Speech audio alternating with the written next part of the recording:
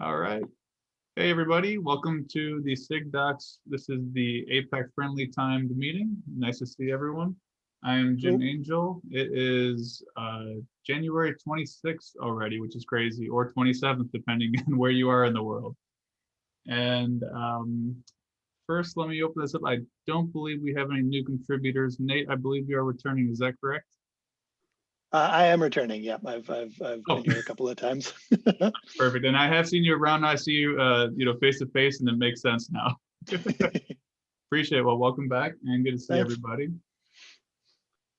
So moving on to the updates and reminders, this week's PR Wrangler is Brad Topol. And so Brad actually created the PR Wrangler schedule and didn't have someone scheduled for this week. And I believe his statement was, if I broke it, now I got to buy it. And so Brad has stepped up to take over the PR Wrangler shift. Much appreciated.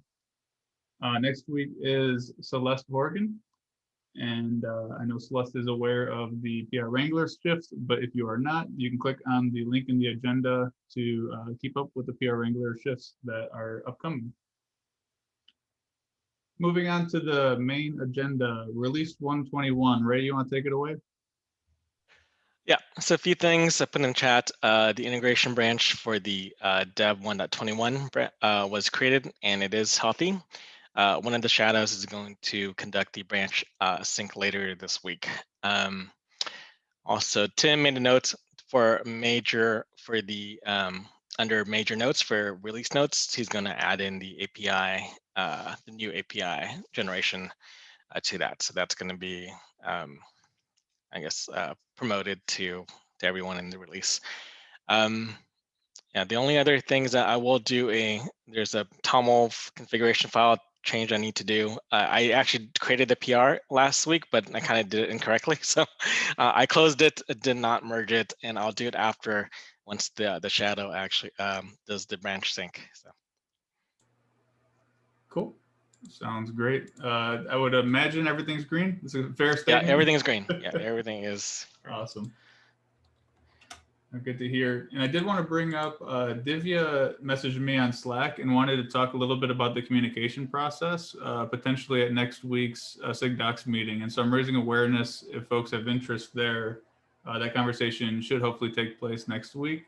Really, the essence is at the end of the release, at least especially this previous release, it was a little hectic when it came to publishing the blog. When does this go out the door? When is this merging? And there was a lot of, I guess, avoidable problems that maybe could have been solved with a little bit of planning. So just having a discussion on how can we plan a little better going into that cycle. And it's one of those areas that's a little bit of a blurred area between SIG release, SIG docs, the release communications team, the release docs team. And so I look forward to talking more about that. Yeah, one thing to add too, I think for this release, that's going to be a theme that we're trying to make those teams that are very end of the cycle heavy, so that we don't have to rush for a lot of those tasks, like for the blogs and for release notes for the major themes. It has been in the past a very last minute rush. So I think that's going to be one of the good takeaways from this release. Nice. Yeah, I look forward to that. And I also it seems like a lot of the release activities are becoming more opt-in, and it's requiring a lot more active participation from the other SIGs, which saves a lot of folks from docs and release from having to chase contributors for the enhancements. Yep. So I like that. Cool. Moving on. I just added this, and I don't mean to put you on the spot, Syoko, but Korean localization update, if you feel comfortable giving an update. You're on mute, sorry. Sure. As you know, Korean localization team has a branch strategy, and we make new milestone for every 2 weeks, or slightly changed 3 weeks. Currently, we are working on third dev localization branch of 120, and tomorrow we will change the branch to fourth one. So we are also green status. We are good to go, and there are new reviewer added, Yoon Pyung-ho, for Korean content. Yeah, that's all. Awesome. Thank you. And would you mind putting that the new leader's name in the chat so I can copy it? I don't want to screw up the spelling. You need a reader. Sorry, the reviewers. Oh, the new reviewer. Yeah. So if you could put in new reviewer, if you could put the name in the agenda, that would be very helpful for me. Why not? I should check his English spelling. Sure. Yeah, no problem at all. I appreciate the update. Is there anything that we can help with from a SIG Docs perspective? Sure. Actually, we have some, but maybe it would be better to discuss in the localization subgroup. And I added a discussion in the last bottom of this meeting. I will discuss it later. Perfect. Sounds great. Yeah, that's been a really a great help starting the sub project for the localization, giving a opportunity to have those direct discussions there. So yeah, look forward to that. That sounds good. Okay. All right, moving on. So for the blog update, I have no updates personally. Does anyone have any updates they'd like to share about the blog? Not hearing a ton. We will think that things are chugging along. And so moving on to issues and PR. So I have a few agenda items that I added that I wanted to raise awareness about, but there's not really too much to discuss. So the first one being fixing the calendars. And I've spent a lot of effort trying to consolidate all of our calendars to one shared Google Calendar. And I think someone accidentally deleted this APAC friendly meeting from the SIG Docs official calendar, one of the main contributors. It very well could have been myself. I have no clue. I definitely am pretty reckless with my calendar. If it was me, that is my fault. But nevertheless, I'm going to add the APAC friendly meeting back to the calendar. I'm going to invite the SIG Docs localization sub-project as well as the main mailing list for SIG Docs. And this is really just a long-winded way of saying you're going to get spammed via email, and I'm sorry in advance with the calendar invites. Before moving on, is there any other issues or PRs that people would like to talk about?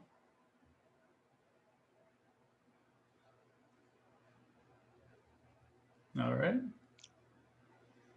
And so moving on to the discussion section of today's meeting, the one thing I wanted to bring up is, I think it was 6 months ago, it might have even have been closer to a year from now. I know I was talking with a lot of the localization teams as far as figuring out a way to generate content reports from Google Analytics for Korean localization, for the various, I think, however many different localizations we have, sending the information, the analytics that is required to make informative decisions based on what pages are popular, what pages would be worth translating. And it sounds like it'd be very helpful for the localization teams.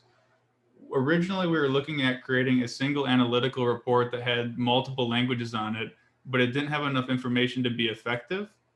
And so I have this problem of essentially, do we send a bunch of emails out with a bunch of individual reports, or do we send one with lacking critical information? And ultimately, I think the best solution for the localization teams as well as SIG Docs is going to be send out a specific report per localization via email. And then before turning on the floodgates and before opening up this automation, sending out instructions on how to filter them in Gmail, filter them in Outlook, maybe some different options there. So it's more of an opt-in as opposed to everybody getting 10 emails every month or 15 emails of different reports. So I'm open for suggestions if somebody has a better solution. I've kind of mulled over this for a little too long now, but I can't think of a better way other than just sending these reports out to the localization email group and then have it be opt-in essentially. Any thoughts on that?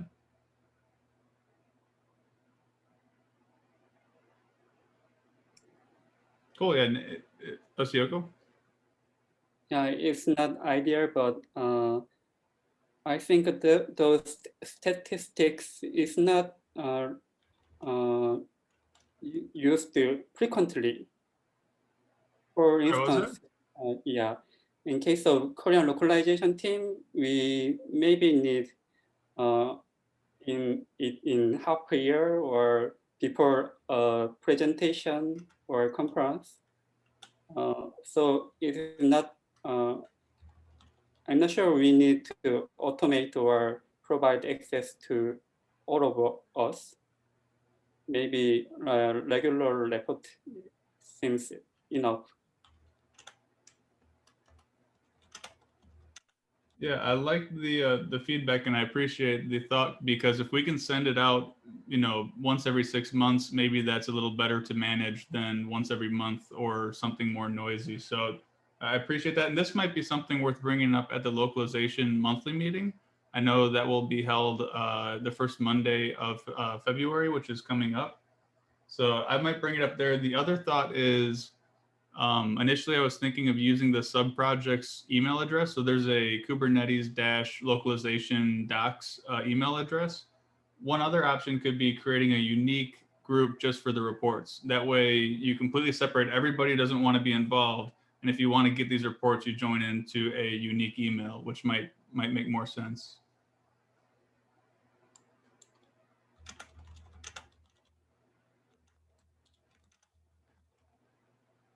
All right. So moving on, Shioko, I see you have adding translator's name in blog contents. Do you want to speak a little to that? Okay. Actually, Korean localization team initiative translating blog content as well. We usually focused on the technical document. But in case of blog document, blog content, it includes author's name. So we thought maybe if we can include the translator's name in the blog content, then it might be useful for encouraging contributors to translate the blog content. So I hope to discuss whether it is okay from the SIG Docs side. Cool. I think that sounds very reasonable. I look for other folks to have comments or opinions towards it, but it makes sense that if the author is partaking in the translation, there's no reason not to give them credit for the work that they put in my opinion. And I don't know, does anybody feel any different? I feel like this should be generally a thumbs up. Awesome. Yeah, I will share this result to the coming localization subgroup as well. I think people in localization team would grade with this discussion. Thank you. Awesome. Yeah, and I think it would also be good, especially for the localization meeting, to bring this up for other folks that might be translating the blog as well. I think it applies to any language. If somebody puts in the work to translate a blog to another language, I believe they should get credit for assisting, some of the work that they've done. And I think, sometimes contributing can be a little thankless, and I think it's a very small way to give some thank you to the folks putting in the work. Thank you.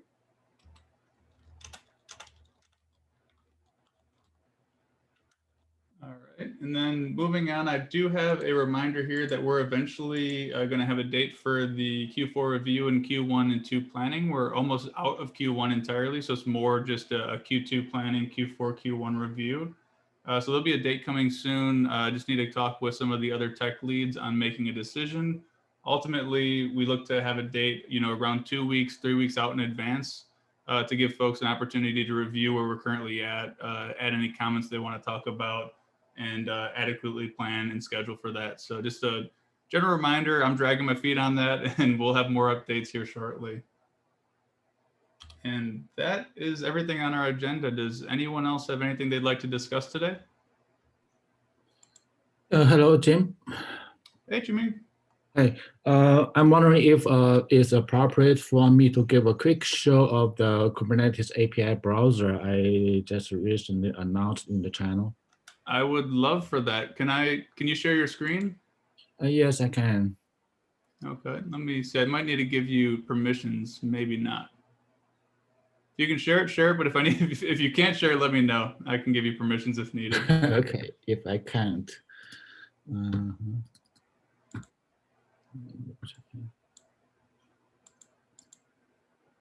Here, I just made you co-host, so you should have permission. Yes, this one, sure.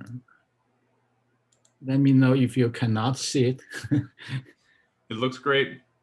Okay, this is a Kubernetes API browser. The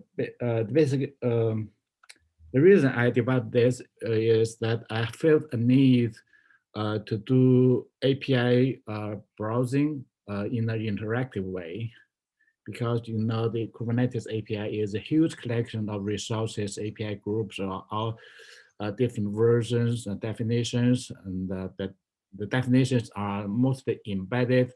So there are quite some efforts on that.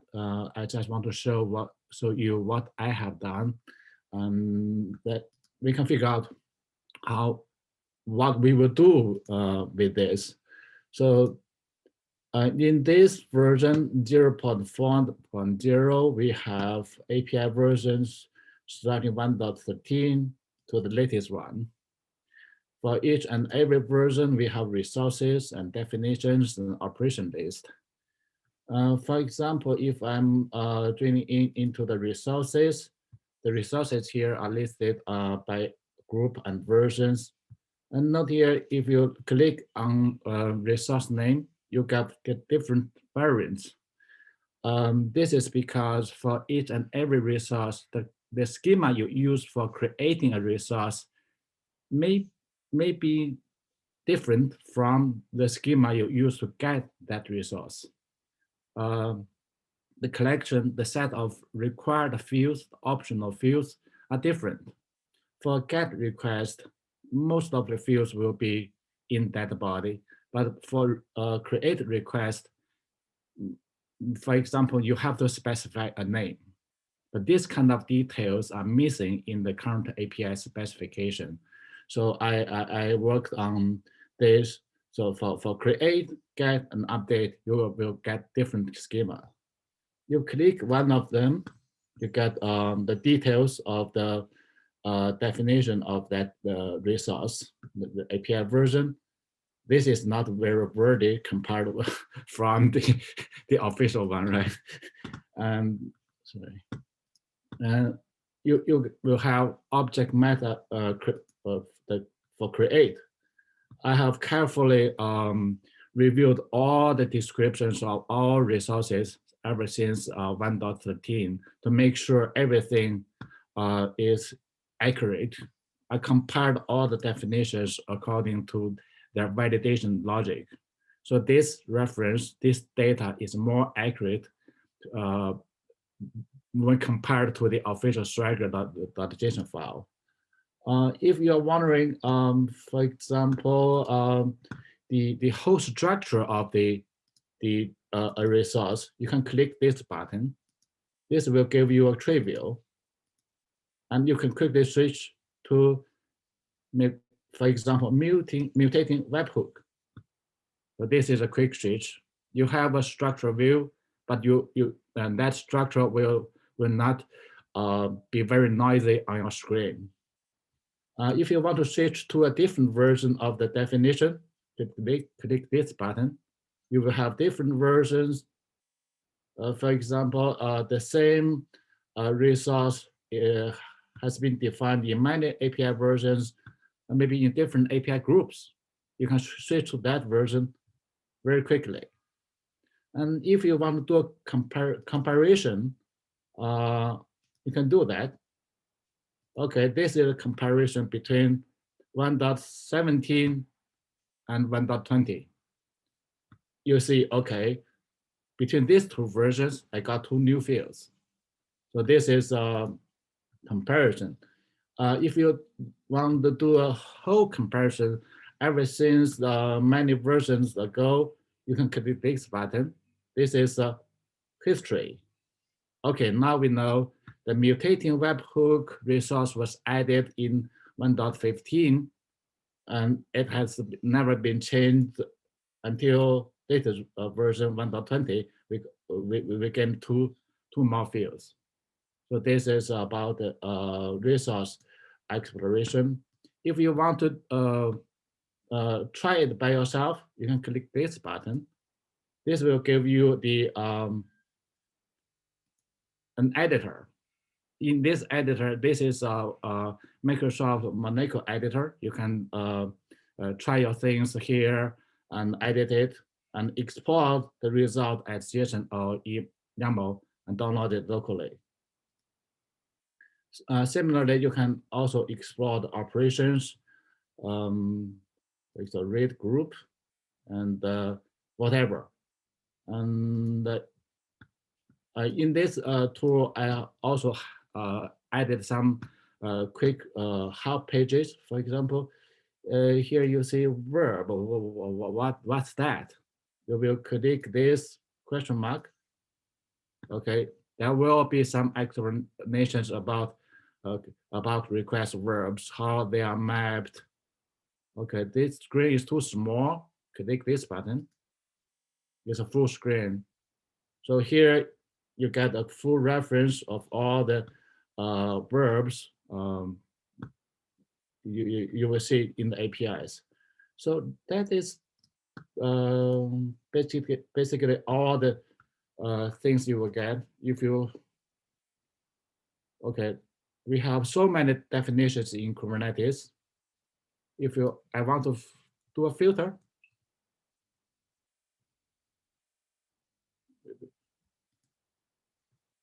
Okay, I got it.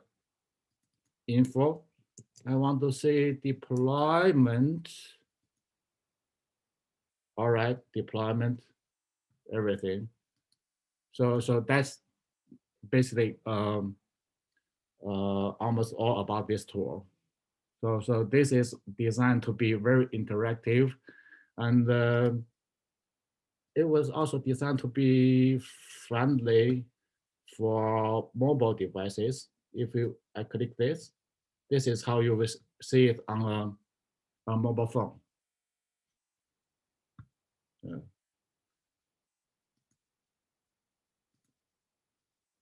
Everything so does the work. It's not.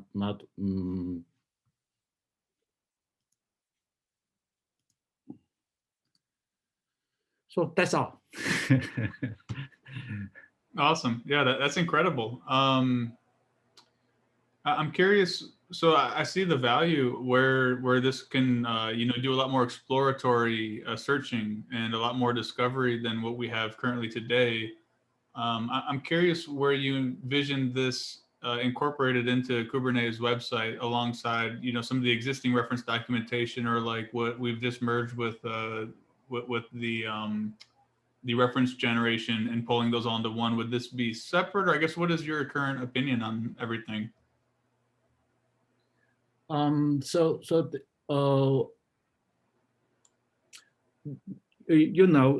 are many existing tools for people to explore open API specification. For example, the Swag API, Swag Viewer, all those kind of things, they focus on the operation definition, but in Kubernetes, the most difficult part for users or developers are the data structures. So that is the focus. I believe this tool will be very useful for users and developers. And I'm working on open source the whole thing so that it can be hosted somewhere. So as for where to host it, that would be a community decision. I don't know. I don't have a good idea. Got it. So almost entirely separate from Kubernetes website. At least that's what I'm hearing as an open source tool. If developers wanted to explore more about the API, is that correct? Yeah. Okay. It is currently published as a container image. if you host the image on a Kubernetes website, the whole service would be part of the Kubernetes website. Got it. Yeah, I think that there's a wider discussion to be had with the community if we do want to merge those together. I know that there's been a lot of effort to consolidate. So one of the things that has happened over the past 2 or 3 years with Kubernetes is there's been the release notes website that was created, which is filtering the different release notes on a separate URL. I think it's rel.k8s.io, rel notes maybe. And then in addition to that, there was Download Kubernetes, which was recently brought back into the Kubernetes org for downloading the different components of Kubernetes. And then there's also the Kubernetes dev k8s.dev website for contributor documentation, which is not managed by SIG documentation, as you're well aware of. And so what I really want to make sure that what we're doing here is consolidating where we can. And I would like to see, you know, as much things as we can under Kubernetes website where it makes sense. Now, I don't know what that means as far as this project goes, but I do know that there's active effort to start to bring these things all under one area, if that makes sense. But I think the tool is incredible, and I can see an incredible amount of value in being able to pick apart the different versions and see what's new in different in the different API specs. I think this is awesome. All right. Cool. I really appreciate you taking the time to walk through that demo. Is there any other questions or comments before we wrap up here? I think it's a really great tool. I definitely see some devs really liking that. We'll use it. Thank you. Cool. And before we wrap up here, is there any other topics folks would like to discuss? Jimmy, I like how you surprised me with that awesome demo at the end of the meeting here. I thought we were going to wrap up, and that was incredible. Okay. All right. Hearing nothing, I'll give you all the rest of your day or night back. Talk to y'all later. Thank you. Bye-bye.